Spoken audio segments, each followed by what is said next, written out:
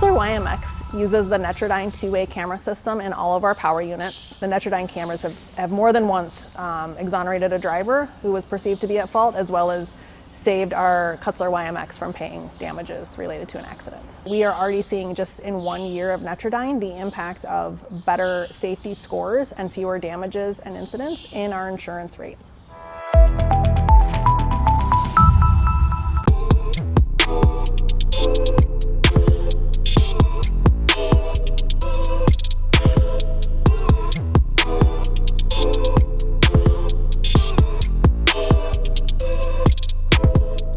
And welcome to the Hurricane Milton landfall special of Freightonomics. But we also have Dr. Rogers on today, Tony Mulvey, senior analyst, Zach Strickland, head of freight market intelligence here on Freightonomics with you on this Thursday. And hopefully I don't think anybody that, obviously if you've lost power in Florida, you're busy. Yeah.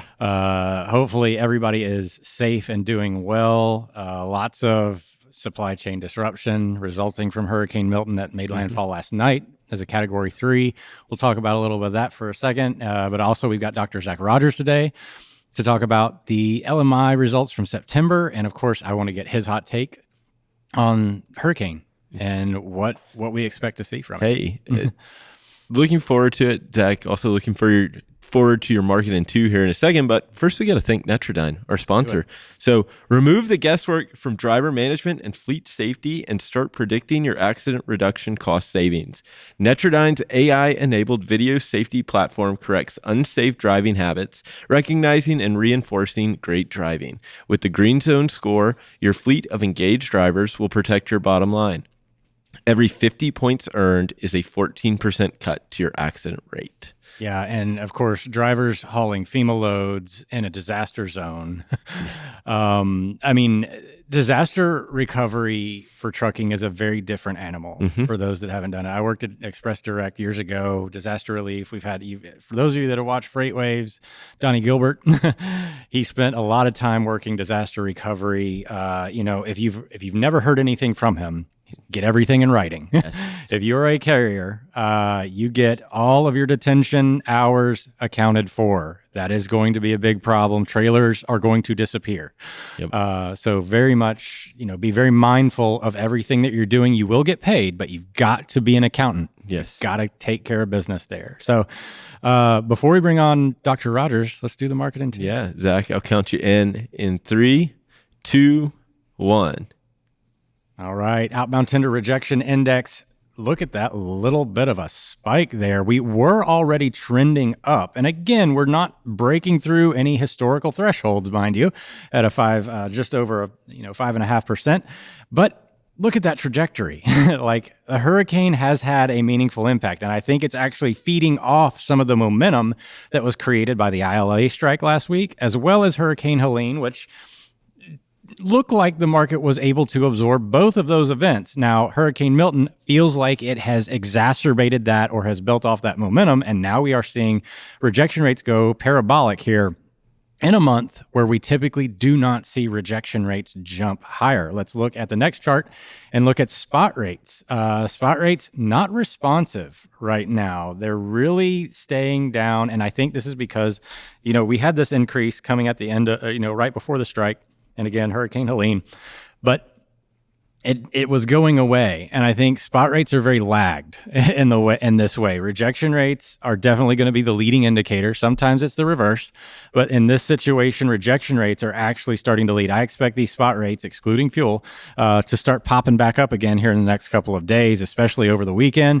We know that the market is being disrupted. It's just not getting translated. I mean, if you think about it, we look at market data all day, and not everybody does this. They're in the moment, and they may not know this. Let's go to the next chart. Look at the demand side indicator very quickly.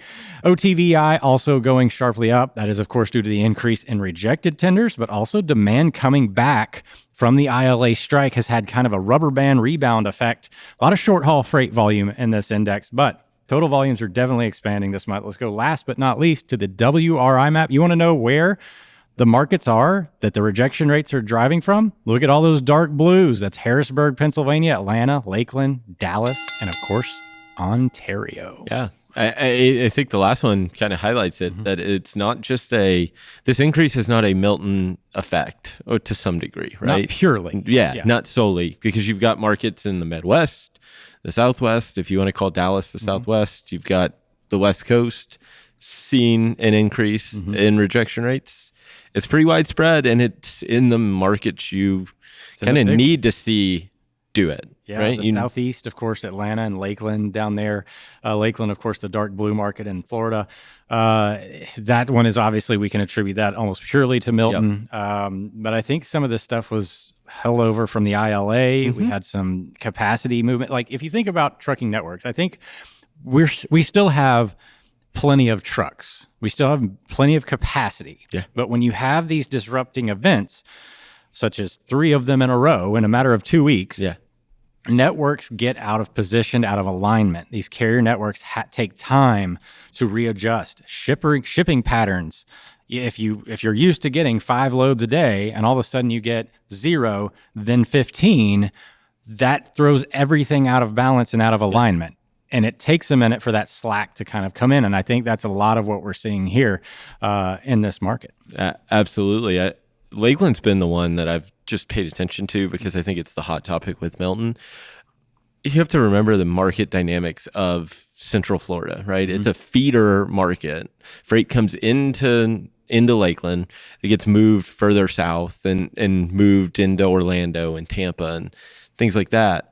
Not as much outbound freight, but what you see is the impacts of whatever outbound freight there's going to be after this. It's going to be disrupted because if you looked on the inbound side to this, inbound rejection rates are like 14, 15%. People were avoiding They're avoiding it because they know it's a way for carriers to, hey, I'm keeping my drivers safe, keeping them out of this area. Don't want them to get stuck potentially in this market. So you avoid it. And spot rates are up going into Lakeland. And they're up coming out of it. So it's what you're seeing there is what you would expect to see with a major hurricane making landfall. And it's still not clear on what the damage is. Obviously, this is going to take weeks to kind of evaluate, months in some situations. Hopefully, it is not too extensive, but there is a level of infrastructure. Now, it could have been much worse. The storm, of course, made landfall last night, Wednesday night at around 8:30 p.m., but it hit just south of the Tampa Bay area. So the Tampa Bay itself did not get the full storm surge brunt. Because we had this shearing effect and it kind of pushed it further south. But it also kept most of the rain in the northern edge of it. And then, of course, that meant they got flooding from rain instead of storm surge. And if they had it come into the bay directly, that would have been the catastrophe. That would have been the worst case scenario. But since it landed, I think, close to Sarasota, Venice area, that area is not as exposed infrastructure-wise. You know, the bays, of course, further south, Port Charlotte area was actually hit pretty hard. You know, Ian did some serious damage down there a few years back. You know what this reminds me of? And I'm going way back, and this is my Florida upbringing. It's really similar to Charlie, Hurricane Charlie back in, I think it was 2004 or 5. I mean, the thing it was coming up, different angle, expected to go right in the bay, took a right-hand turn and hit Punta Gorda and those areas and devastated them. Kind of similar pattern, expected to go to the bay and takes, I don't say a right-hand turn because of it just bumped it further south, but that's just more of the path. It's still kind of that right-hand move avoiding the bay. And I think it's only a matter of time. It's crazy. Anybody that comes out of this thinking like, well, I made it through this, I can handle the next one. That's never, you cannot apply your past experience forward. Absolutely not. They told you got away with this one. The storm surge was not as significant, but they have to be hyperbolic because every time somebody dies because they thought they could ride it out. Absolutely. And I know that the media gets a little bit of criticism there, but you have to make sure that everyone has as much sufficient warning as possible. So 3.3 million homes and businesses without power. President Joe Biden called Milton the storm of the century. approved disaster relief. Warehouses and distribution centers in Milton's path, including Amazon, Publix, Walmart, were all recalibrating ahead of landfall, all freight impacting events. And of course, supply chains now their third big impact. And the big question is how stretched is FEMA? Yeah. Because if it's one thing that they had Helene, which has devastated the Western Carolinas and Northern Georgia, and they're still recovering from that and assessing it. And now what does that mean for their demand for transportation and relief efforts? Well, and then you have the flip side. I mean, look out west. I mean, the West Coast is wildfires all over the place, right? And got Arizona fires. That pulls FEMA resources. Now, a little different, but I mean, still same resources from the same agency getting pulled to the other side of the country. So, I mean, you're stretching that agency that deals with what, a few of these a year. Now they're dealing with it all at the same time in different regions. It makes it a little more challenging. Yeah. And of course, FEMA tends to be higher priced, maybe not so much in recent years. They've become more efficient. But in this situation, it feels like there's going to be a little bit more desperation. And that may, of course, inflate rates, of course, drawing capacity out of their normal patterns can be very disruptive, and it could last into the holiday shipping season. But I want to get some expert opinion here from the guy that helps run the LMI, and he surveys over 300 different supply chain professionals every month and does the Lord's work out in Colorado. Bring on Dr. Zac Rogers, and let's see what he has to say about hurricanes and the rest of the supply chain and how it's going to impact it. Welcome aboard, sir. Hey guys, it's great to see it. So the thing that we've been missing, and I've been monitoring this all morning, nobody talked about Waffle House's Twitter account yet. So, oh yeah. I mean, you guys showed some data and that was good.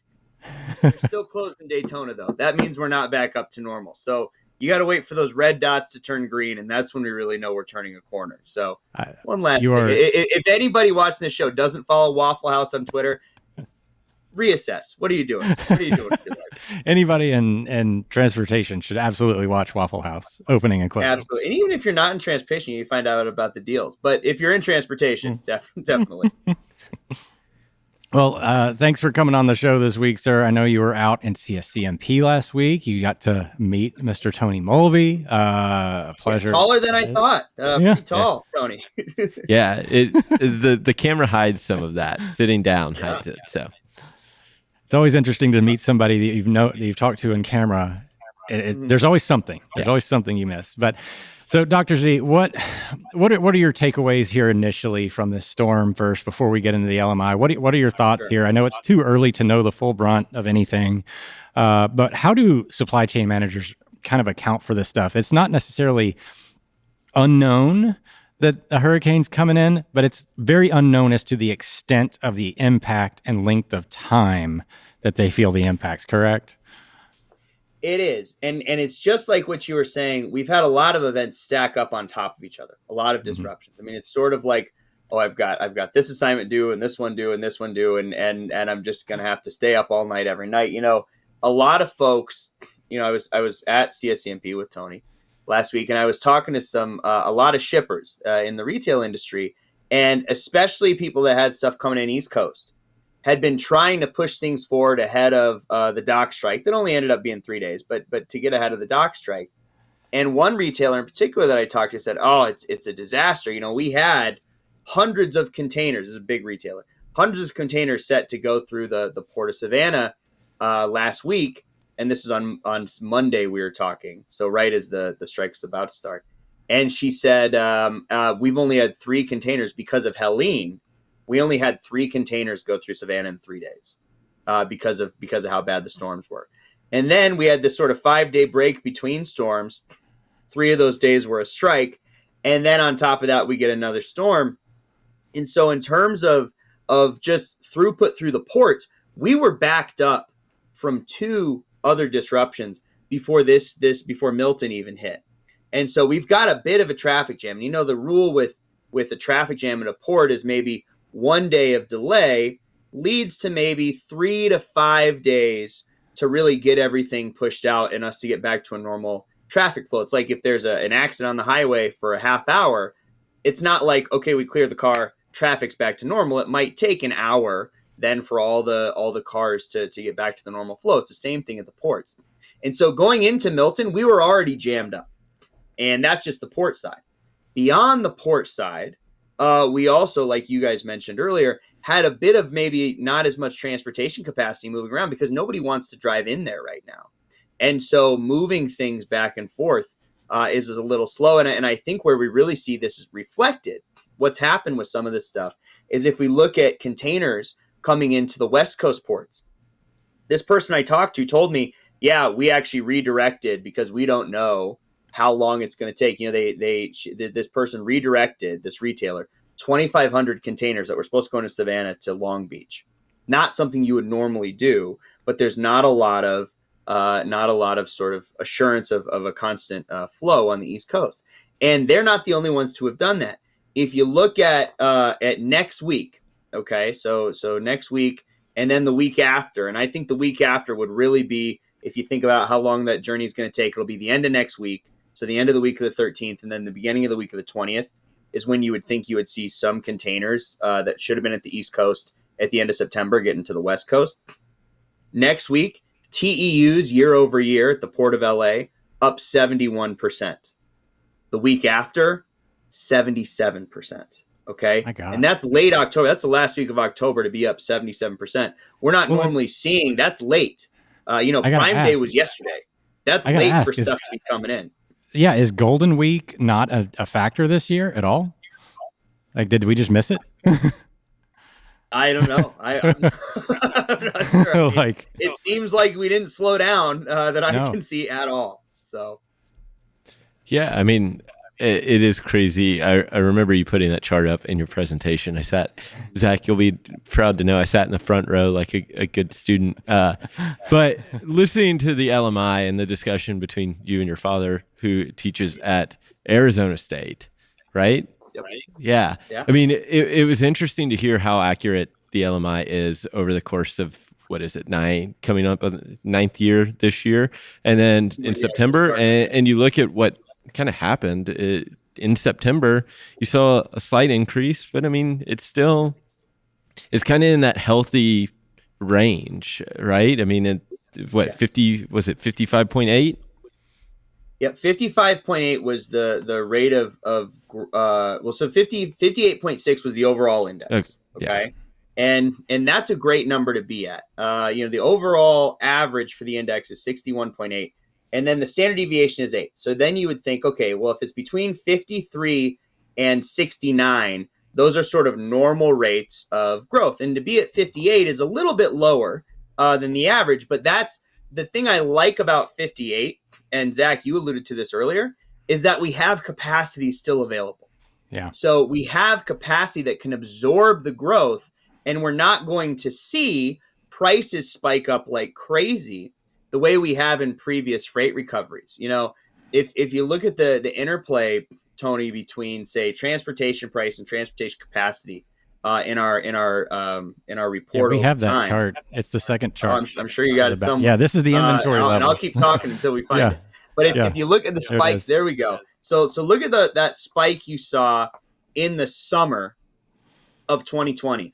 And even before that, if you went all the way back to 2018, you'd see a similar spike. And the spike in 18 and the spike in 20, 18 was tax cuts, 20 was the stimulus package, everything that we know happened during COVID. And then it stayed up for another year after because of the second stimulus package. And then it drops like a rock because of Ukraine. And so you see this sharp up, sharp down in prices relative to capacity.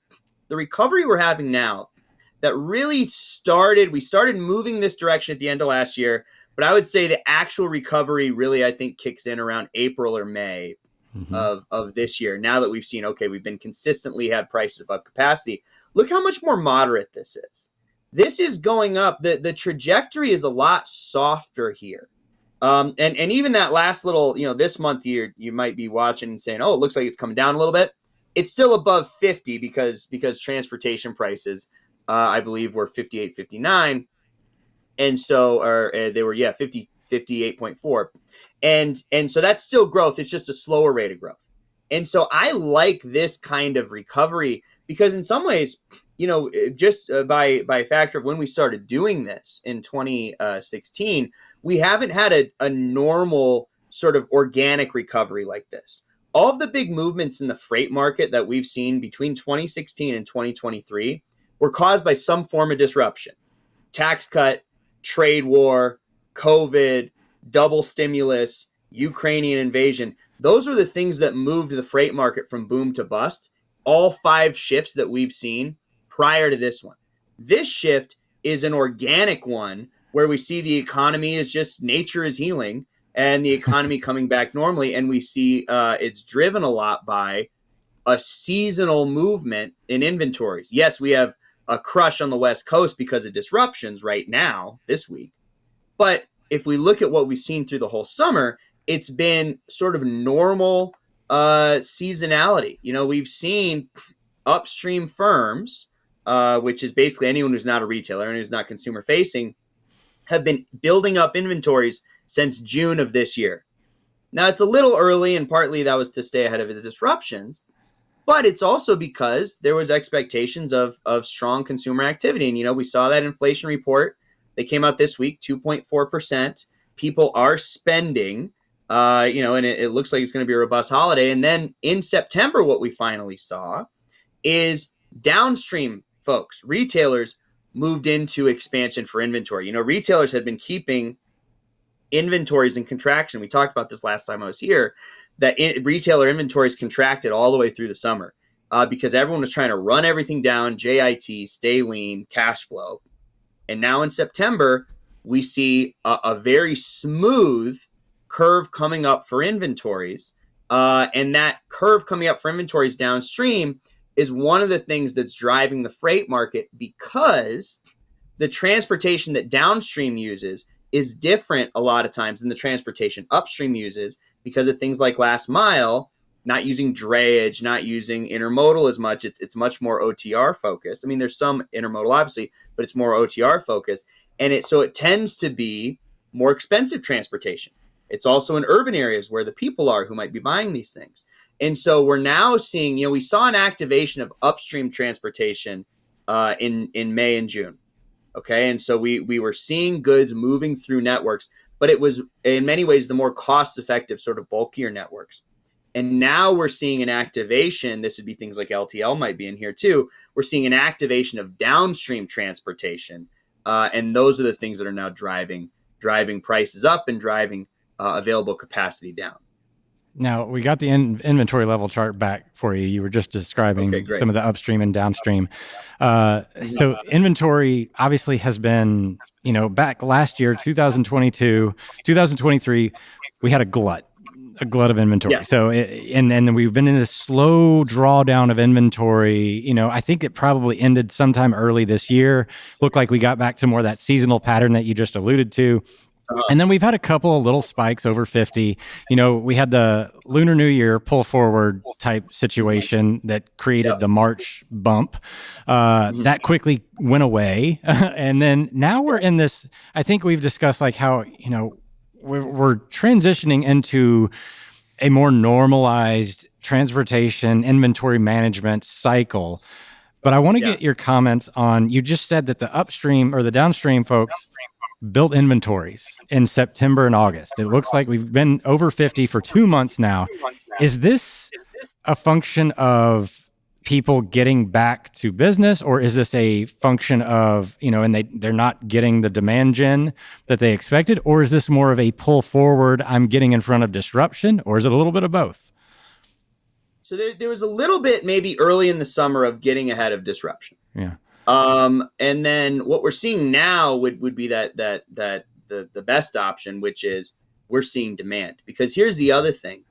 We saw inventory levels increase downstream. Here's the other thing we saw. When we compare upstream versus downstream, our retailers had statistically significantly higher warehousing prices, 75 to 65 upstream, and transportation prices, 68 for downstream retailers to 55 upstream. And so what that tells me, when we see prices go up for warehousing and transportation and inventory is kind of in the 50s, that's turnover.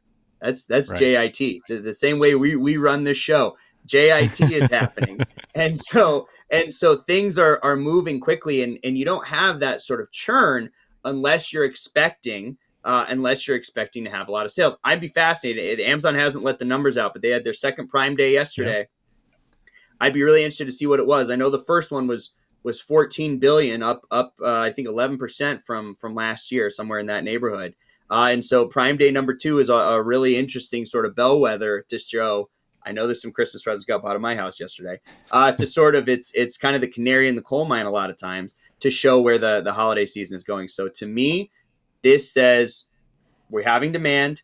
The demand is going to cause peak season. It's not going to be like that inventory graph you showed from last year, where the only month we had in the second half of 2023 over 50 for inventory was October. Just a sad little peak that barely even registered. Nobody even felt that one.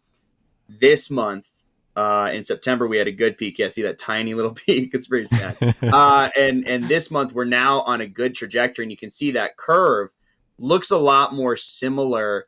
The level we're at, it's sort of around the 2021-ish time, and not 2022 where we had way too much, not 23 where we had not enough. Now, it's not maybe the same volume that we had in 21, but 21 we had a peak season.